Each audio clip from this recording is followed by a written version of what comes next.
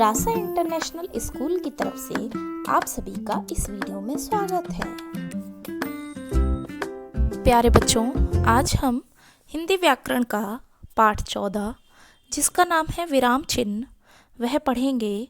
यह पृष्ठ संख्या 78, 79 और 80 पर है। तो आइए शुरू करते हैं पाठ 14 विराम चिन्ह। अपने भावों व विचारों को स्पष्ट और सार्थक रूप से प्रकट करने के लिए हमें बीच बीच में रुकना पड़ता है। व्याकरण की भाषा में रुकने को विराम कहते हैं। विराम का सामान्य अर्थ है विश्राम अथवा रुकना। विराम को प्रकट करने के लिए विशेष चिन्हों का प्रयोग किया जाता है। ये विशेष चिन्ह ही विराम चिन्ह होते हैं। विराम को अर्थात रुकने को प्रकट करने के लिए कुछ विशेष चिन्ह का प्रयोग किया जाता है। ये विशेष चिन्ह क्या कहलाते हैं? ये विशेष चिन्ह विराम चिन्ह कहलाते हैं। लिखते या बोलते समय वाक्य में रुकने के लिए लगाए गए चिन्हों को विराम चिन्ह कहते हैं। यह क्या है? विराम चिन्ह की परिभाषा। विराम चिन्ह की परिभाषा क्या है? लिखते या बोलते समय वाक्य में रुकने के लिए लगाए गए जो चिन्ह होते हैं उनको विराम चिन्ह कहते हैं। चित्रों के नीचे दिए गए निम्नलिखित वाक्यों को पढ़िए तथा समझिए। यह सुंदर पार्क है। सुधीर, मोहित और मैं प्रतिदिन सैर करने जाते हैं। आप कब आए? आहा, कितना सुंदर फूल है।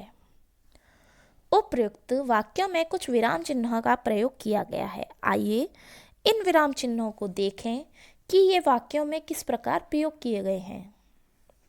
सबसे पहले वाक्य में पूर्ण विराम चिन्ह का प्रयोग किया गया है।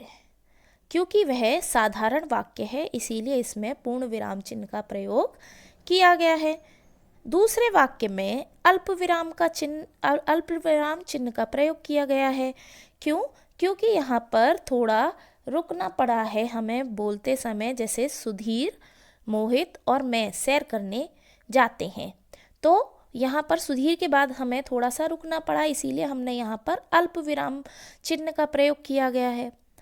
तीसरे वाक्य में प्रश्नवाचक चिन्ह का प्रयोग किया गया है क्योंकि हमने इसमें आप कब आए, तो यहाँ पर हमने कब क्या है? प्रश्न किया, तो प्रश्नवाचक चिन्ह क्यों लगाया? क्योंकि हमने प्रश्न किया। चौथे वाक्य में विस्मयबोधक चिन्ह का प्रयोग गया है क्योंकि हमने आहा, यहाँ पर हमने क्या दर्शाया है? यहाँ पर हमने अपना हर्ष जताया है, इसीलिए यहाँ पर विस्मयबोधक चिन्ह का प्रयोग किया है। अब चलते हैं विराम चिन्ह के प्रकार। विराम चिन्ह के प्रकार कितने प्रकार के होते हैं? विराम चिन्ह सबसे पहले हम पढ़ते हैं विराम चिन्ह कई प्रकार के होते हैं, परंतु हम इस कक्षा में केवल हिंदी के महत्वपूर्ण विराम चिन्हों से ही परिचित होंगे। विराम चिन्ह कई प्रकार के होते हैं लेकिन इस कक्षा में हम सिर्फ 4 विराम चिन्ह के बारे में पढ़ेंगे। सबसे पहले हमने अभी आपको बताया साधारण वाक्य में जो प्रयुक्त होता है वह होता है पूर्ण विराम। कौन सा होता है? पूर्ण विराम। पूर्ण विराम साधारण वाक्य की समाप्ति पर पूर्ण विराम का प्रयोग किया जाता है। जैसे रमन क्रिकेट खेलता है, तो यह साधारण वाक्य है। वह प्रतिदिन टहलने जाता है, यह भी साधारण वाक्य है। तो इसके अंत में हमने किसका प्रयोग किया? पूर्ण विराम चिन्ह का। उसके बाद है अल्प विराम। अल्प विराम का अर्थ क्या होता है? अल्प का अर्थ होता है कम। पढ़ने या लिखते समय वाक्य में यहाँ हमें थोड़ा रुकना पड़ता है, वहाँ अल्प विराम का प्रयोग किया जाता है। जैसे सुहानी, सौम्या और मैं सिनेमा देखने गए। वह दाल, रोटी, सब्जी, रायता और सलाद खाता है। तो अभी आपने यहाँ वाक्य देखे होंगे, इन वाक्य में हमें थोड़ा सा रुकना पड़ा, इसीलिए इधर हमने इन वाक्य में हमने अल्प विराम चिन्ह का प्रयोग किया है। उसके बाद है प्रश्नवाचक चिन्ह। प्रश्नवाचक चिन्ह क्या होते हैं? जब किसी वाक्य में प्रश्न पूछा जाए तो उस वाक्य के अंत में प्रश्नवाचक चिन्ह का प्रयोग किया जाता है। जैसे आप क्या काम करते हैं?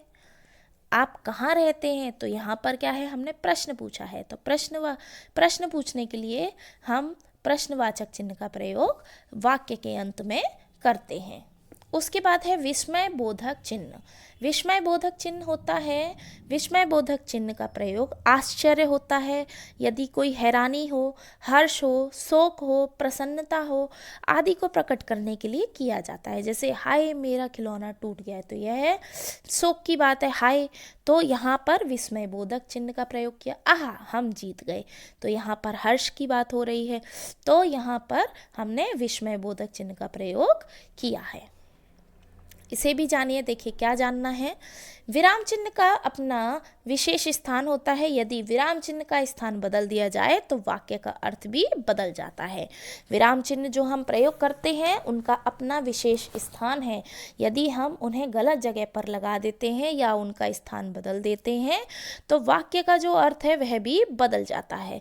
देखिए और पढ़ के समझिए। तो क्या हमें यहाँ देखना है, रोको मत, पहला जो वाक्य है उसमें है रोको मत जाने दो, और दूसरा वाक्य में देखिए हमने अल्पविराम कहाँ लगाया है, रोको मत जाने दो।